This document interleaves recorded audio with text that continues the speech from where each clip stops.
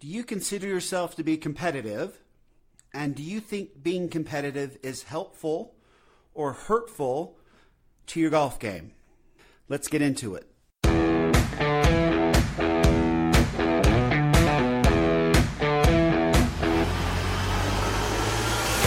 Welcome to Data Access Golf, your home for rapid golf improvement. And now, from the thin air of the Rocky Mountains, next on the number one tee, your host, Aaron Stewart. Hey everyone, welcome to another episode of the Data Access Golf podcast. My name is Aaron Stewart. It's good to have you with us here today. This is a first for me. This is the first time I have done a podcast while on video. We'll give this a try. I don't know how it's going to work, but I've got the audio going now. We'll patch in the video later, maybe throw it up on a YouTube channel or whatever, but we're going to give it a try. Thank you for bearing with me through all these changes and trying to figure this whole system of how to best get content out to everybody, just sort of figuring that out. So appreciate you being here today. There you go. So welcome in. This is my office. I'm just in the little corner here. Today I wanted to get into the topic of competition and what competition means in golf. I have a hard time with some outbursts based on competition. I'll tell you, somebody that comes to me and says, and warns me, right, before we even get into playing, but if somebody comes to me and says, you know, I'm very competitive, or somebody uses that word to describe themselves, I'm instantly sort of ready for them to just act like a jerk, right? It just seems like when somebody tells you, it's a warning, right? There's a very good chance that they're going to lose their temper. They're going to say something that's probably not something they want to say. They're just going to be jerks. And they're going to try to excuse that by this whole idea that they have a competitive spirit. So I'm not a big fan when competition is used that way. For example, when you watch the Ryder Cup, and I realize that there's just, it's a competition and people are feeling competitive and they want to win. And we've all been taught that winning is good and losing is bad. And when you see somebody like an Ian Poulter make a putt and then sort of do his little freak out seizure thing and his eyes bug out of his head. And I don't know about you, but I think to myself, I don't like that guy. I don't like Ian Poulter. There's nothing about that being competitive that makes that demonstration okay in my mind. He just looks like a complete putz, like a jerk. You don't want to hang out with him. And yet I know that if that's who he was, I mean, it's not something that you can just be every day. You can't be that guy every day and get away with it. And it doesn't matter how much, I mean, I guess you get away with it, but you probably wouldn't have a whole lot of friends. And I don't know whether Ian Poulter has a lot of friends or not, but that's just something where I think, okay, that sort of competitive display is not cool. I don't like it when the U.S. players do it. I don't like it when European players do it. I don't like this sort of burst of whatever that is. I just think it looks foolish to me. I don't know I don't know how we got into society where, you know, I win, you lose was okay. Right? I do believe that there are win-win type solutions. And I don't know, honestly, I don't know in golf where being competitive helps. It doesn't help me. I guess some could argue that it helps them, but I can't see in my life where being competitive has ever turned out to be something that's helpful for me, at least when it comes to trying to win, right? Trying to beat somebody else. That's not very motivating for me. On the other hand, I do enjoy when you play golf in a competitive way, what you can learn. Because having that stress and having that put on you definitely puts you in a place where any weakness in your game is going to be exposed. So if you're a very poor short putter, then you're going to be a super bad short putter when you've got the stress of competition on you. If you happen to snap your drives left on occasion, then you're going to really snap them left when you're in competition. And if you happen to think that you've worked hard and your game is in really good shape, you can go out and put it under the strain of competition and really see where the leaks are. And that gives you a really good idea what you need to practice on going forward. So there's some really good opportunities when you're in a competitive round where you can kind of get interesting access and insight into your game, to the weaknesses of your game, and then use that to create your practice strategy going forth. So I think that's a fantastic way to use competition, and it's really the only way competition is even interesting to me anymore, is on the golf course. And that's because I've proven to myself that I'm not a very good person when I'm feeling competitive. I don't trust myself. And I'll give you an example. I've mentioned Thane. This was probably 5 years ago or so, that we were playing in a team match play, the two of us against another two, and for the club. And I was okay back then in playing these types of things, but I hate them now. And the reason I dislike playing that way now is the whole handicap problem. I swear it's got to be 90% of folks, their handicaps are wrong. You've either got the super sandy guys that won't ever put in a good round, and they'll use some sort of excuse like, I just happened to roll in a couple 40-footers today. So it's not really indicative of how I really play golf. So they don't put in their good rounds, which means they're sandy. And then you've got the guys that, hit 8 mulligans going around, and then they've got a really low handicap. Either way, it's no fun playing with either type player. The one player with the low handicap who is not a good player, you're going to beat their head in anyway. That's no fun, right? And listen to them making excuses as to why they're playing so poorly when it's obvious that they're not a 2, right? And then you've got the guys that are 18, that shoot even par.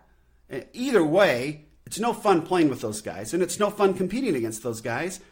And for whatever reason, there's a lot of those guys.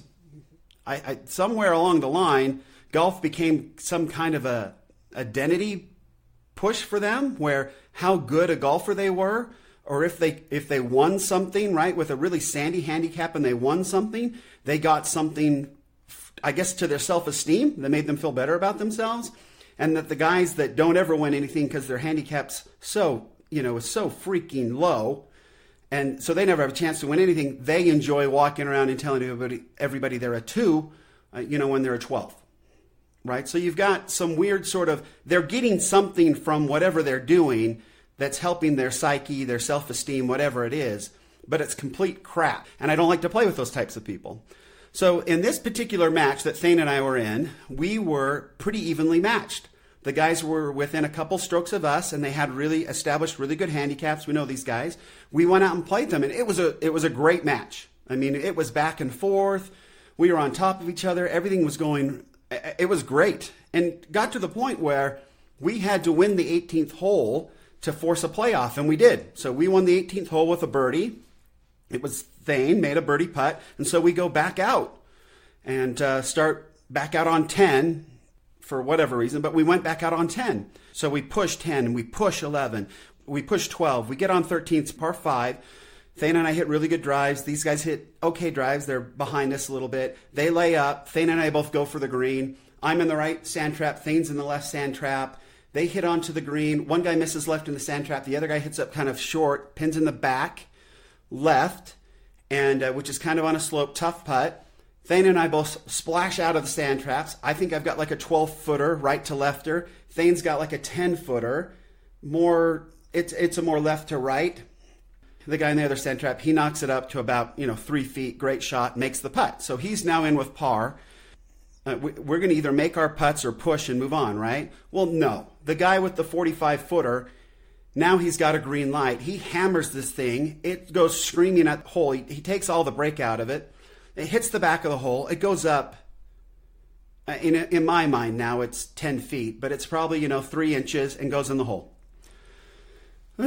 So now Thane and I have to make a 10 and, or a 10 or a 12-footer, and probably a 30% chance with the way things are. Neither of us make our putt, and we lose.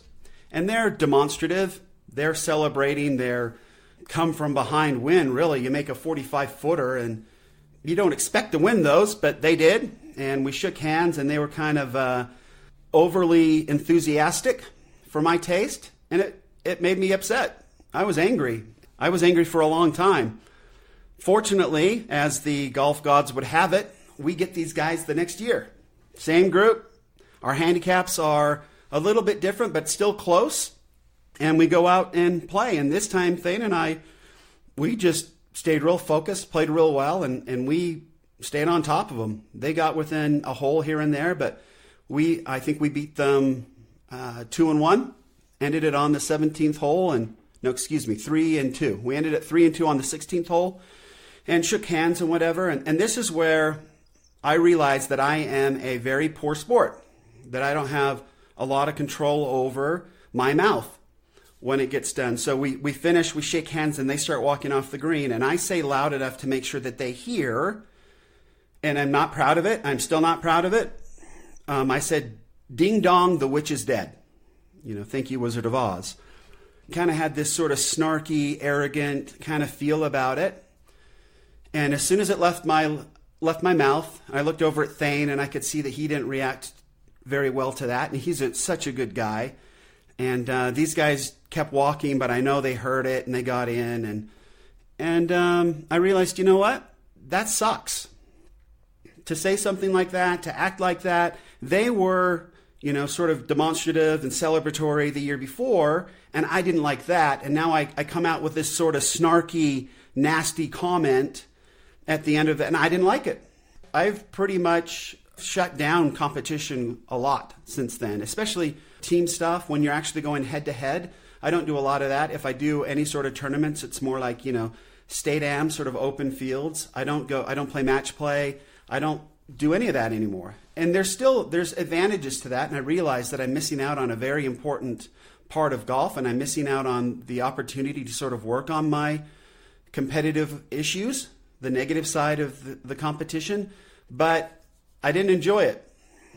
I don't enjoy feeling that way. I don't enjoy the feeling that I want to beat you. I don't think that it's a positive feeling. I don't think that it's good for you. I don't think that it's healthy. I realize that some people have to be competitive. I play with people, and here's the problem I have with it. I play with people who can't play unless they've got something going on. Like golf is just too boring for them unless they have something that we're playing on, even if it's just like, a buck a hole. But they have to have that. And I am on the opposite end where I don't want to play for money. I don't want to play for anything. It bothers me when I do have to play for something. I don't like the feeling of competition, of going against somebody else. If we get into a foursome and they've decided, the three of them, and again, it's the three of them decide they want to play some money, I'll throw in and say, yeah, I'm in. But I will pay zero attention to it.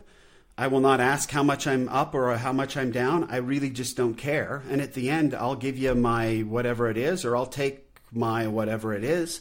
For me, it's about being out there and focusing on my game and figuring out where I can get better and making sure that I stay interested in what I'm doing, focused on different things that I'm working on, and trying to come out the other side of the 18 holes.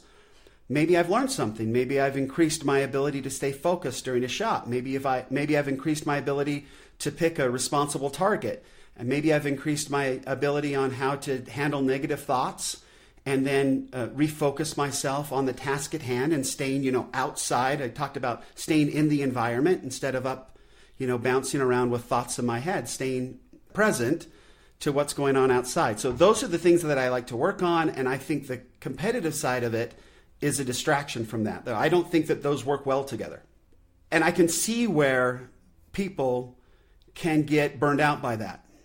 So if, for example, I read an article about Lexi Thompson today, right? And she's had some issues, and bless her heart for coming out and just being honest and talking about it. I mean, I just absolutely feel for the girl now. She was a phenom when she was young. She had all this fame, this attention, and golf was everything to her, but it was the competition side of it that was everything to her. And she wasn't getting enough out of golf because she was so focused on the competition side of it that she burned out. And I think burnout is very possible when it's just about the competition. However, when it's about self-improvement, when it's about being able to utilize the subconscious and the conscious mind and see how they work together, when it's about improving your ability to handle stressful situations, to perform well under pressure, when you start seeing yourself get better in areas that are really important to live a good, healthy life, then golf becomes very rewarding and the competition doesn't matter. It's about you getting better at something you love. It's not about beating that person, because beating that person gets boring. I mean, I guess there's ultra competitive people. I think that when you look at like a Tiger Woods, he's a super competitive person. I think that that's changed over the years a little bit. When you get kids and your perspective changes, that can happen. But I still believe he's super competitive.